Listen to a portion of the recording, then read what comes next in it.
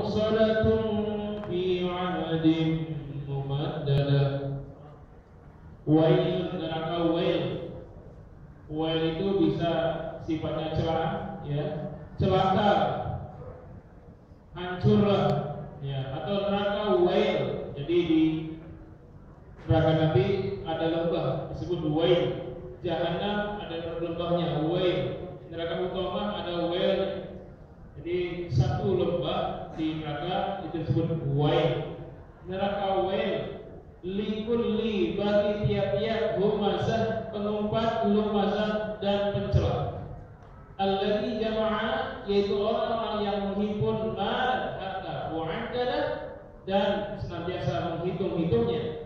Yahsabu, dia menduga, dia mengira, anna, bahwasanya malahu akhladah, hartanya itu akan menggagalkannya.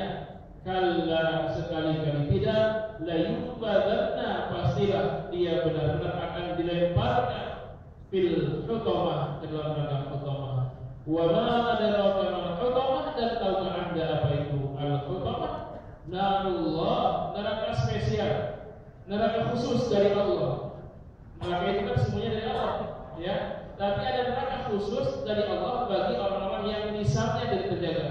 Namanya narullahil muqaddah. Neraka Allah yang selalu ditingkatkan jalan, yang selalu ditambah jalan. Allati tattali 'alal afidah, yang membakar sampai menusuk jantungnya. Innaha, sesungguhnya neraka itu, alaihim, di atas mereka, muqsadah, ditutup rapat, fi 'amadin mumaddadah, pada tiang-tiang yang dipancangkan, yang ditancapkan. Dimas sekalian, ayat ini termasuk ayat yang sangat dahsyat karena diawali dengan wail, dengan celaan pada orang-orang yang melanggar atas aturan dari ayat atau surat ini. Likulli, bagi tiap-tiap humazah, orang-orang yang suka mengumpat. Humazah itu jamak dari hammaz. Hammaz seorang pengumpat. Humazah para pengumpat, orang-orang yang lisannya tidak terjaga, mencaci orang lain. Bahkan humazah termasuk menggibah, menyebutkan sesuatu yang benar tetapi aib bagi orang. Kalau yang disebut itu bukan yang benar, itu namanya buhtan, bohong besar, ya. Tapi kalau itu benar tapi tidak enak bagi orang, itu namanya ghibah. Jadi humazah itu besarnya, ghibah itu bagian dari humazah. Baik mencela orang itu di hadapannya maupun di belakangnya, baik di depan umum maupun bersama seseorang, itu namanya humazah. Yang kedua lumazah itu menyebutkan kejelekan atau kekurangan seseorang, baik dengan lisan maupun dengan isyarat, agar orang yang diajak bicara itu tertawa. Itu lumazah. Biasanya yang menjadi pelaku atas lumazah ini adalah para pelawak, karena menyebutkan aib itu untuk diketawakan orangnya. Misalnya kondisi hidung yang kurang panjang disebut-sebut. Supaya apa? Supaya para pendengar ketawa. Orang yang pincang disebut si pincang. Sekaligus itu humazah, ya. Kalau menyebutkan terang-terangan, pincang itu humazah. Pincang, pendek, ya, bentuk tubuh disebut-sebut. Itu humazah, ya. Atau dasar botak, nah seperti itu, ya. Yang humazah itu, ya, bedanya kalau humazah itu lebih kepada ajakan orang lain agar ikut menghina orang yang dibicarakan, ikut mentertawakan aib atau cacat atau kelemahan orang yang dibicarakan, baik dengan lisan maupun dengan isyarat. Kalau isyarat itu misalnya begini, nah, begini, atau begini, ya, atau lewat, nah, atau dari sebuah majelis, ya, dia berdua ada yang masuk. Nah, begitu. Itu lumazah. Kedua-duanya, baik dengan lisan maupun dengan isyarat, bahkan sekarang termasuk dari tulisan yang ada di WA, di SMS, di Facebook, di email dan sebagainya, itu lunas. Itu menceritakan yang benar tapi aib. Apalagi menceritakan yang tidak benar, fitnah. Kalau lebih dahsyat lagi, kalau fitnah ini lebih dahsyat lagi. Kita sekarang bicara tentang dosa lisan yang tarafnya itu di bawah bohong, bukan kadzab, bukan dusta. Yang benar tapi aib. Bagaimana dampaknya bicara yang benar walaupun benar tapi aib? Kalau kita benar bagaimana? Itu lebih parah. Kalau tidak benar lebih parah lagi. Sekarang kita bicara yang sesuatu yang benar adanya tapi bagaimana aib? Bagaimana dampaknya luar biasa. Ini baru yang benar, apalagi yang salah. Ya. Jadi Al-Quran sudah mengajarkan kita untuk hati-hati dalam berbicara dan menyampaikan pendapat. Jangan sampai kita bicara sesuatu yang orang lain sudah terprovokasi, lalu kita katakan itu kan cuma wacana saja. Wacana saja. Termasuk menuduh orang teroris, menuduh orang radikal, menuduh orang tidak benar, menuduh orang melakukan kekerasan. Itu apalagi seperti itu jelas sekali. Ini dosa yang amat besar dalam ajaran agama kita. Karena ini Rasulullah SAW tidak pernah khawatir dengan para sahabatnya kalau sahabatnya itu akan syirik, tidak, Rasul tidak khawatir. Atau akan berdosa besar, tidak. Tapi Rasul khawatir kalau sahabatnya itu melakukan dosa dan dosanya dosa lisan. Kalau sahabat akan berbuat dosa besar, tidak mungkin, Rasul beryakin. Tapi kalau dosa lisan, maka ini akan mengidap siapapun, termasuk yang suka bicara, yaitu ustaz. Ustaz pun kadang-kadang tanpa sengaja atau bahkan disengaja melakukan dosa besar ini. Dosa besar ini, ya, dosa besar ini, dosa besar. Karena itu Rasul menjaga dan mewanti-wanti agar sahabatnya itu tidak sembarangan ngomong, agar istri beliau bahkan tidak ngomong yang macam-macam walaupun itu benar. Pernah cuma sekalian seorang sahabat senior namanya Abu Dzar Al-Ghifari. Dia bicarakan sahabat senior yang lain, yang termasuk as-sabiqun al-awwalun, yang pertama-tama masuk Islam, yaitu Bilal bin Rabah. Ya, Abu Dzar ngomongin Bilal. Apa kata Abu Dzar ketika bertemu Bilal? Ya Sauda, wahai anak keturunan orang hitam. Bahasa kita black gitu. Ada nggak ngomong gitu ya? Black, negro. Bapak dan ibu sekalian, kira-kira Bilal itu hitam apa putih? Tahu dari mana? Dari sejarah ya. Tapi tidak semuanya hitam. Ada yang putih ya. Kalau dia ketawa di malam hari, lihat tuh giginya putih. Hitam bawah sekalian. Yang dikatakan oleh Abu Dzar benar, yang bersabda, wahai keturunan orang hitam, black. Ketika berjumpa dengan Rasul, Bilal kata, ya Rasulullah, itu saudara saya itu ngomongnya nggak enak di telinga. Ngomong apa sih? Black gitu. Panggil Abu Dzar ke sini. Dipanggil Abu Dzar. Dihadapkan dengan Rasulullah, apa kata Rasul? Ya Abu Dzar, innaka mru'un fika jahiliyah. Wahai Abu Dzar, engkau ini telah lama dalam Islam, termasuk yang pertama-tama dalam Islam, berjuang bersama dari Makkah sampai hingga ke Madinah. Tetapi dalam tubuhmu itu ya Abu Dzar masih berjangkit virus jahiliyah. Ini virus jahiliyah. Ngomongin orang itu benar loh. Itu yang benar. Lagi istri Rasulullah Ibunda Aisyah radhiyallahu anha pernah membicarakan Ibunda Sofia. Ya. Aisyah istri Rasul, Sofia istri Rasul, dia berkomentar. Saya tidak bisa mencontohkan dengan tangan kanan ini karena masih ada yang retak ini, makaan sebulan yang lalu. Saya pakai tangan kiri, maaf ya. Apa kata Ibunda Aisyah? Ya Rasulullah, alaisat Sofia hakadha? Ya Rasul, bukankah Sofia begini? Bukan begini Pak. Kalau begini apa? Ini boleh ya. Ini cap jempol ini the best. Bukankah Sofia the best? Kalau itu boleh. Tapi setengahnya ditutup dengan di tengah-tengahnya penunjuk setengah. Nah, bukankah Sofia ini seperti ini ya Rasul? Apa maksudnya? Ya kan lebih hebat dia, lebih dari aku. Nah, lebih cantik, lebih pintar, lebih jago masaknya, gitu kan? Beliau radhiyallahu anha tidak menyebutkan secara langsung, kan lebih baik aku ya Rasul, lebih cantik aku ya Rasul. Tidak menyebutkan langsung, tapi hanya isyarat saja. Lumazah. Apa itu jadi Pak? Apa Rasul bersifat marah? Justru marah apa Rasul? Ya Aisyah, laqad qulti kalimatan law massatha bima'il bahri lamasa'athu.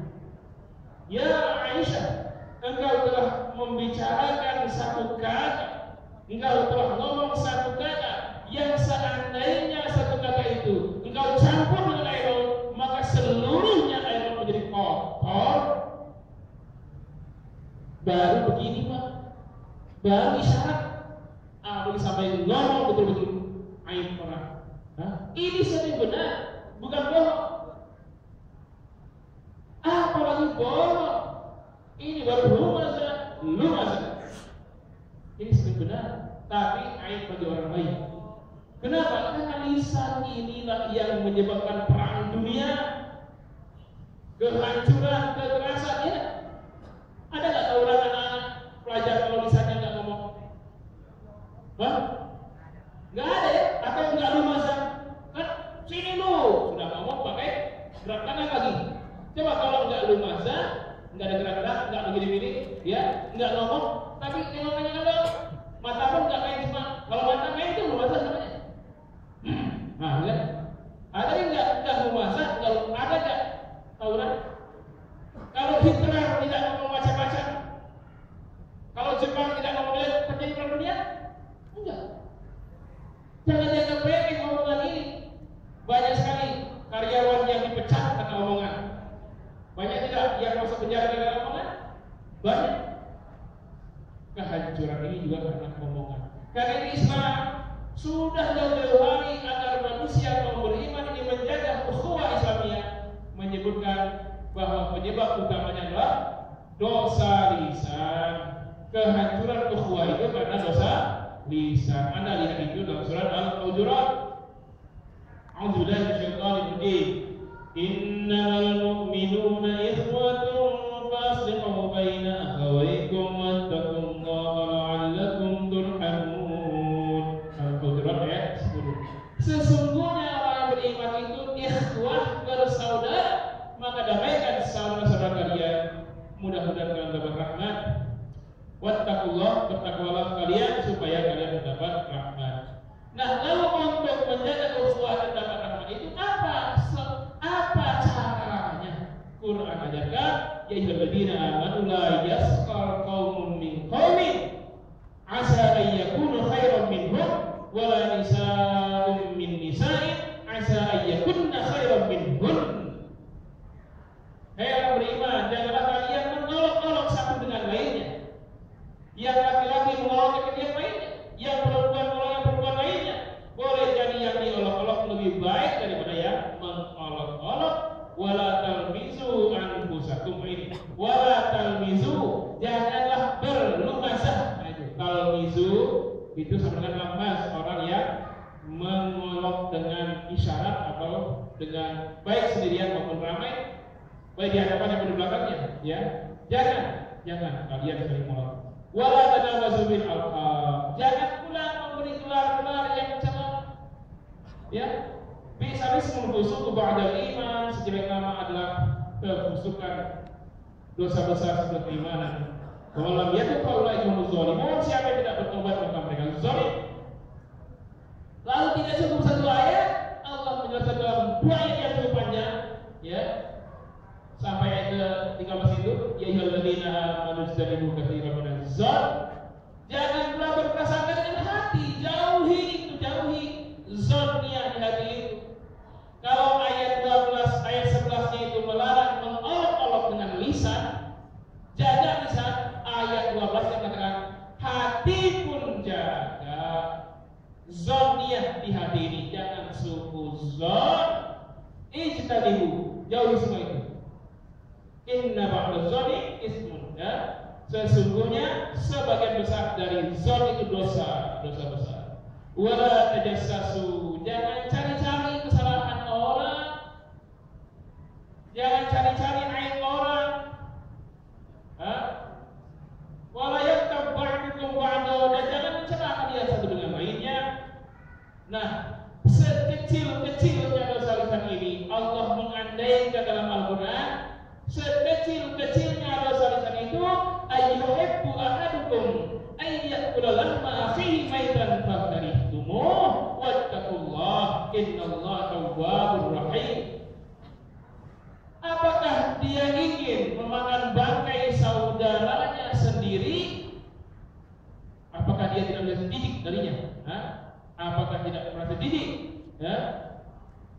Maka dia pasti menjijik. Wattaqullah, dan bertakwalah kepada Allah, innallaha tawwabur rahim. Sesungguhnya Allah Maha penerima taubat lagi Maha penyayang.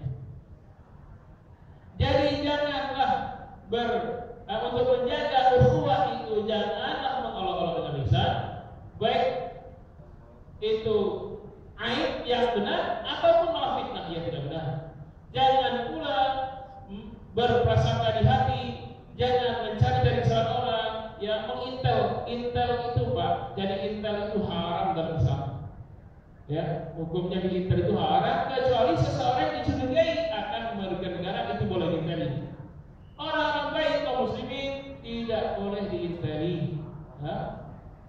Jadi kalau Anda jadi polisi jangan bagian intel, ya. Apalagi yang diintel itu ustaz. Diikutin kemana-mana ceramahnya. Kenapa? Nanti bicaranya bertentangan dengan keinginan penguasa. Yang diintel itu boleh asal dia pertama mengancam negara atau orang kafir yang akan mengajak kepada kekufuran orang beriman yang lain. Misioner sudah itu boleh diintel. Orang baik tidak boleh diintel, tidak boleh tajassus, ya. Apalagi disebarkan. Nah, Rasul Allah mengatakan sekecil-kecilnya dosa lisan itu sama dengan makan bangkai. Bangkainya bangkai manusia, manusianya saudara sendiri. Cuma sekalian, Rasulullah pernah menjamu para sahabat hasil masakan ibunda Aisyah radhiyallahu anha, makan sop daging. Undangan yang datang itu ada dua orang datang duluan, duduk paling pojok. Ini ya. Kadang-kadang kalau orang datang undangan, Pak, duduknya bukan paling depan tapi paling pojok, ngapain, Pak? Ngobrol, ya nggak? Apa yang ngobrolin? Ya macam-macam. Ngobrolin pengajian apa ngobrolin yang lain? Kalau orang duduk paling pojok, kedua ngobrolin pengajian atau ngobrolin yang lain? Semuanya datang penuh, kemudian disuguhinlah sop, ya semangkok dari Rasulullah SAW. Lalu yang datang duluan dua orang itu di ujung itu, yang duduk pojok itu tidak dikasih. Padahal masakan ibunda Aisyah radhiyallahu anha paling enak, ya. Semuanya ingin. Sampai semua dipersilakan makan, yang dua ini tidak dikasih sampai habis. Yang dua ini merasa diperlakukan tidak adil oleh Rasulullah. Yang lain pada makan, mereka tinggal cerap-cerap saja. Datang menemui Rasul, ya Rasulullah, kami belum dapat apa? Belum dapat makan daging. Betul? Iya Rasul, kami belum makan daging. Dari tadi kami datang duluan. Enggak. Kalian yang paling banyak makan daging. Sejak kalian datang langsung makan daging. Tidak ya Rasul, wallahi demi Allah kami belum dapat. Aku melihat kalian yang paling banyak makan daging. Bukankah tadi kalian menceritakan aib saudara kalian? Kalian telah makan daging bangkai saudara kalian. Bukankah Allah berfirman, ayyuhibbu ahadukum ayyakula lahma akhihi maitan fakarihtumuh. Beginilah Rasul mendidik sahabatnya. Sudah makan yang banyak. Nah sekarang ini di Indonesia, Pak, terutama ya, ibu-ibu yang bapak tinggal di rumah sekarang ini, kalau bapak sekarang ke kantor, ibu-ibu di rumah ngapain, Pak? Arisan, pengajian atau arisan, atau nonton itu Pak, infotainment. Ada majelis khusus ya yang berlaku seluruh Indonesia itu ya, ininya pembicaraan itu di TV. Nah, majelis itu dihadiri banyak ibu-ibu ya. Namanya itu apa? Desas khusus artis gitu ya. Nah, ini tema begitu tuh. Itu acara yang paling jelek Pak Ustaz. Tapi itu yang paling digemari. Kenapa? Makan daging bangkai. Nanti yang menyebabkan salah satu penyebab utama disiksa di kubur adalah al-ghibah, penyakit ghibah ini. Jadi orang yang humazah dan humazah akan disiksa di alam barzakh.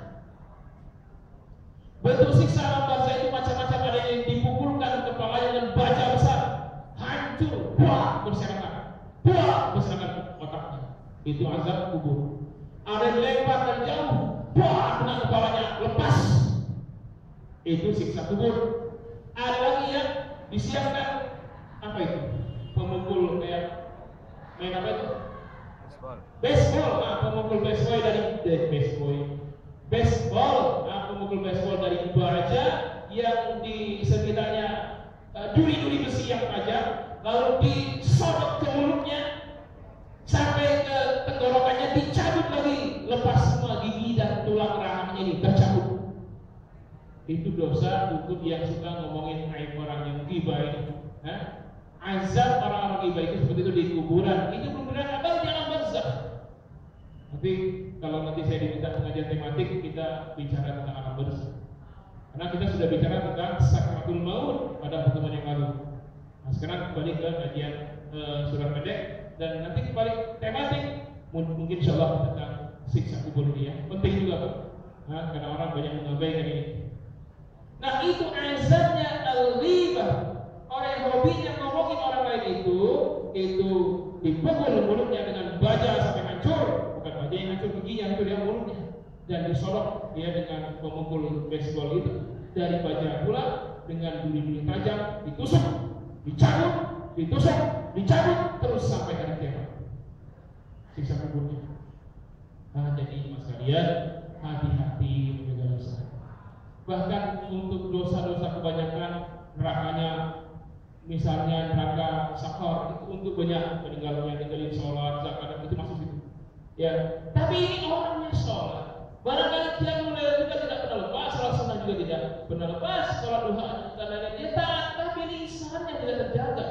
Lisannya dia dapat neraka khusus, namanya neraka hutomah, bukan di neraka hutomah tapi di welnya, di lembahnya itu yang paling bawah dari neraka hutomah itu. Neraka khusus dari Allah untuk orang yang tidak terjaga lisannya. Cuma sekalian suatu hari dalam hadis dari Imam Ahmad, sahabat Jabir radhiyallahu anhu dia berkata, ya, kunna ma'an Nabi sallallahu alaihi wasallam fartama'at rihul madih. Faqala Rasulullah sallallahu alaihi wasallam, atadruna ma hadhihi rih? Hadhihi rihul ladina yartabuna al-mu'minin. Kata Jabir radhiyallahu anhu, kami dalam perjalanan melewati sebuah kuburan bersama Nabi SAW. Fartafa'at rihul madih, ya, maka ya menyebarlah bau bangkai yang sangat menyengat, bau bangkai manusia di sekitar kuburan itu. Faqala Rasulullah sallallahu alaihi wasallam, maka Rasul bersabda, atadruna ma hadhihi rih? Tahukah kalian bau bangkai apa ini?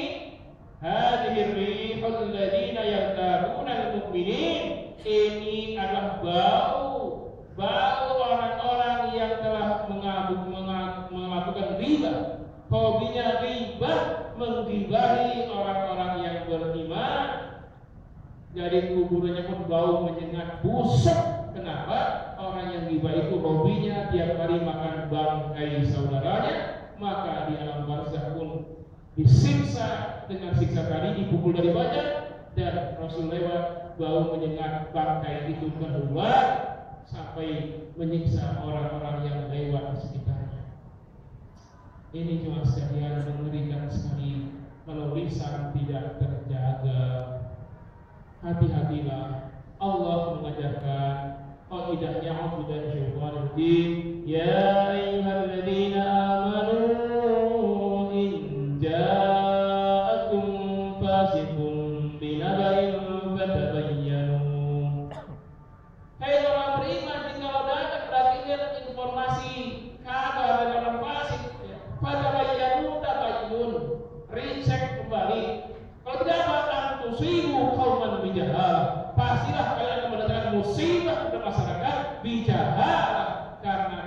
konfirmasi tadi.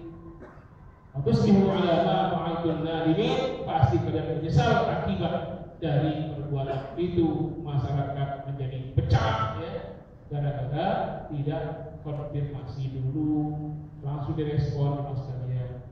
Nah, jadi jangan sampai kita termasuk dari agen-agen humazah dan humazah ini ya. Jadi kalau tidak penting banget diam. Baru dapat informasi langsung disebar.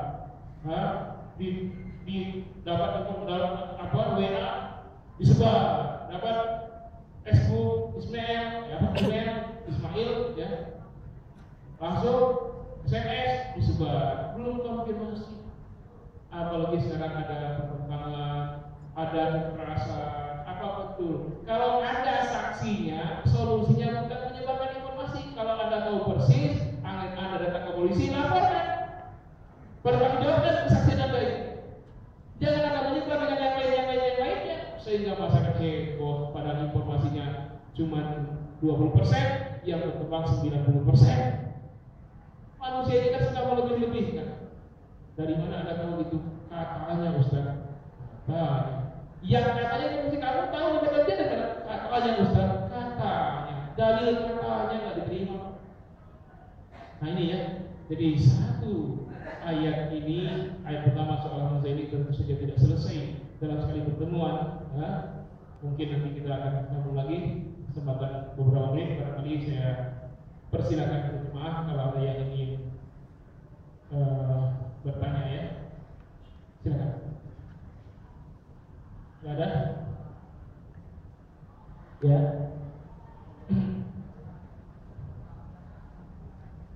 Ya, silakan. Waalaikumsalam warahmatullahi wabarakatuh. Ini yang semuanya. Silakan.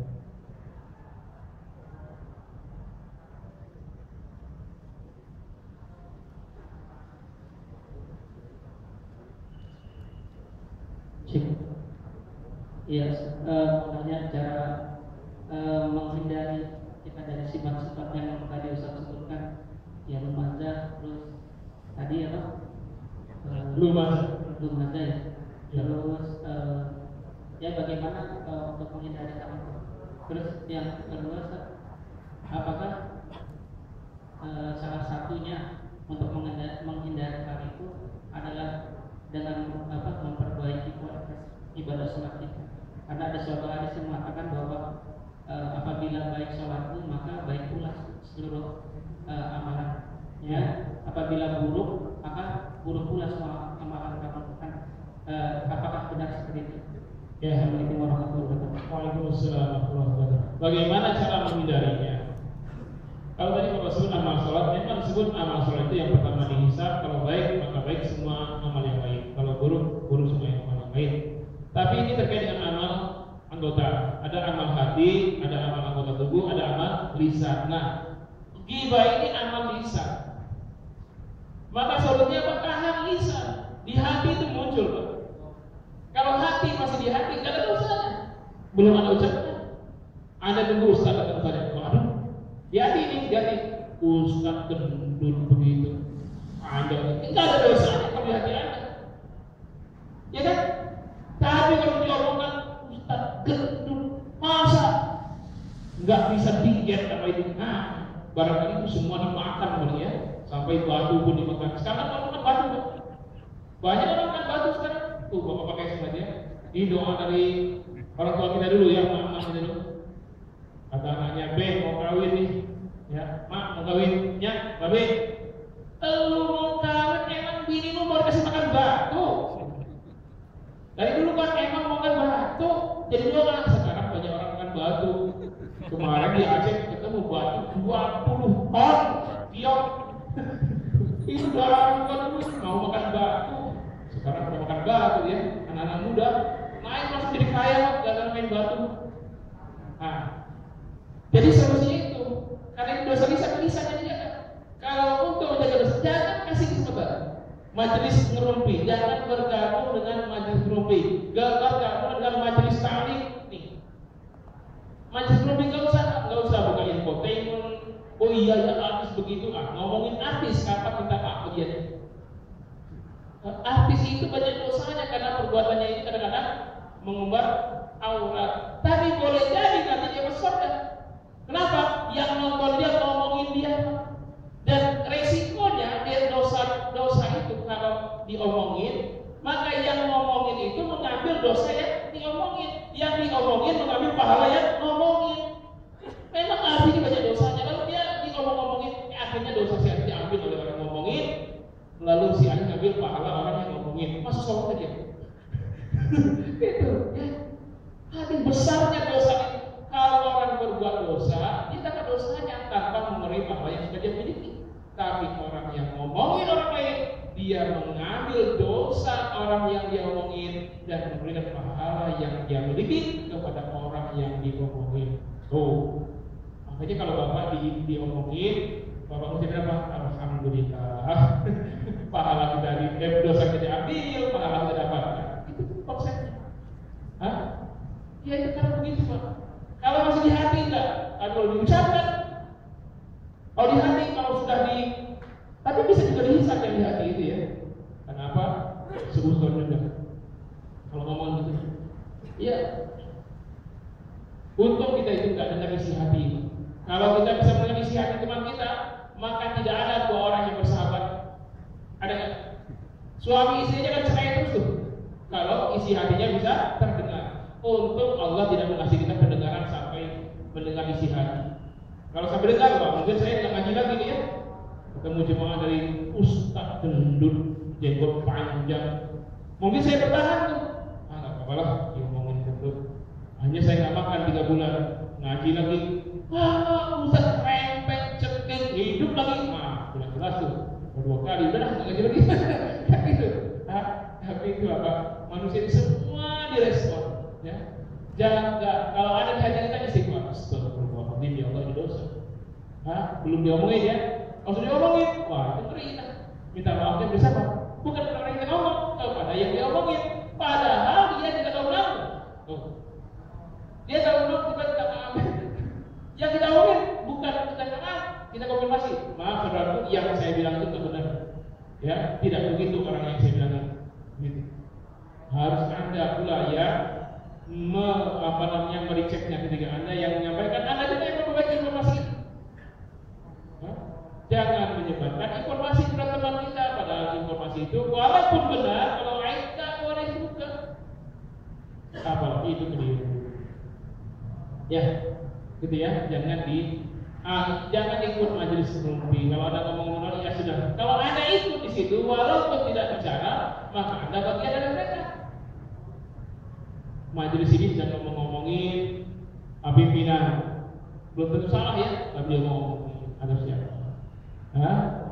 Menghindar dari kelompok itu, bikin kelompok lain, kelompok tani, diskusi Islamic Studies, itu. Bagaimana pengajian bisa ramai, bagaimana temanya apa gitu ya, itu boleh, itu bagus ya. Itu Pak, masih ada?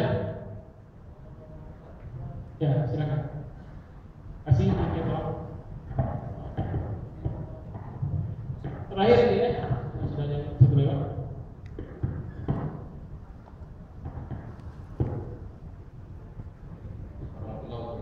Waalaikumsalam. Kita berteman dengan seorang penipu ya Ustaz. Penipu itu ada kerjaannya gitu. Akan misalnya pas itu kita tertipu misalnya dan kita pulang hilang duit ya. Tapi kita tidak ada bukti kan mau kayak ini kan dilaporkan polisi kan tidak bisa. Oke. Untuk supaya orang lain tidak Iya. kita ceritakan gitu supaya apa itu dibolehkan. Ya, ada 6 hal yang kita boleh menyebutkan aib orang. Yang pertama, untuk mengadukan penganiayaan yang kita alami. Lapor polisi, sebutkan aib itu. Ya, Pak Polisi, dia menipu saya. Saya lapor, saya rugi. Siapa orangnya itu yang namanya si Memet? Ada nggak si Memet, Pak? Ada Pak Memet nggak? Ada. Nggak ada kan? Nah, kalau ada saya ganti nama. Itu Memet yang botak itu. Nah, sebut botak. Memet yang pendek itu, Memet yang pesek itu, kenapa? Karena banyak nama Memet. Boleh disebutnya peseknya, pendeknya, blacknya, boleh. Mengadukan penganiayaan ya. ya mungkin minta bantuan kepada siapa? Ya tadi Pak Polisi, Pak, saya tidak berubah, kenapa? Saya ditipu Pak oleh siapa? Oleh itu yang black, sebut namanya, disebut blacknya, oleh. Ya, yang ketiga boleh menyebutkan aib orang dalam rangka minta fatwa. Hanya kayak ini bagaimana Pak hukumnya makan daging ular? Nah, siapa yang itu Pak yang makan daging ular itu? Si bapak itu yang pincang oleh ular lagi. Ya, minta fatwa boleh karena ada pelakunya. Siapa yang misalkan itu Pak Lia Eden? Nah, sebut Lia Eden yang aku sebagai Tuhan, sebut. Maka minta fatwa. Lalu boleh juga menyebutkan aib orang yang melakukan dosa besar tanpa malu-malu, mabuk terang-terangan sampai nyungsep sekali. Ngomong banyak si pemabuk. Boleh menyebutkan aib orang ketika ada saksi di pengadilan. Kalau tidak menyebut aibnya, maka hakim tidak tahu siapa pelakunya. Bukan siapa yang mencuri itu Pak. Yang ceking itu, sebut cekingnya itu ya. Atau menyebutkan seseorang dengan identitasnya itu supaya mengidentifikasi orang itu supaya dikenal. Kalau tidak dikenal, bertanyalah anak ini mencari ayahnya. Siapa yang itu? Pak Mehmet. Pak Mehmet yang mana? Pak Mehmet yang itu Pak, yang botak. Yang botak yang mana? Ada 5 yang botak itu, yang Mehmet, yang botak, yang black, yang hitam. Oh, itu masih 4 orang itu, botak, hitam. Itu Pak yang punya pesek, masih 3 orang itu, botak, hitam, pesek. Itu Pak yang pendek, botak, hitam, pesek, pendek.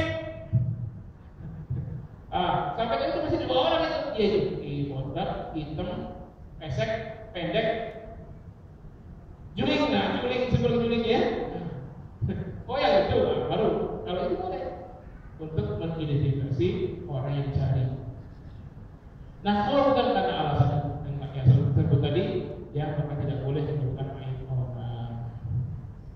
Nah, termasuk yang saya tadi, ya aib orang yang menipu. Boleh Bapak sebutkan kepada teman kita, ketika yang bersangkutan itu mau nipu yang lainnya, teman kita, jangan, saya pernah tertipu oleh dia, sehingga saya rugi 5 juta.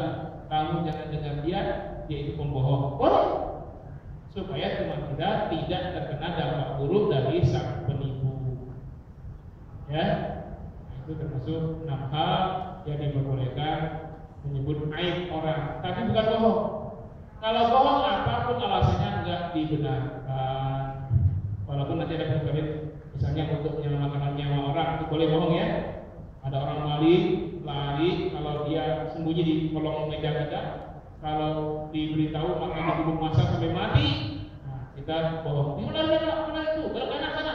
Belok kanan semua. Padahal dia di bawah meja. Nah, setelah itu ditangkap lapor polisi. Nah, bukan ini kumpul meja sampai mati karena bensin. Kenapa? Enggak begitu. Malah motor dibunuh. Itu pembunuhan lebih besar dosanya daripada mencuri motor. Ya, untuk menyelamatkan nyawa orang boleh berbohong. Ya. Tadi ini baru bab ghibah, bukan bab bohong. Kalau bab bohong nanti ada enggak lain, lebih dahsyat lagi. Nah, sekarang ini masalahnya banyak orang yang lebih dari itu, Pak. Bukan hanya ghibah, malah bohong dianggap hal yang biasa.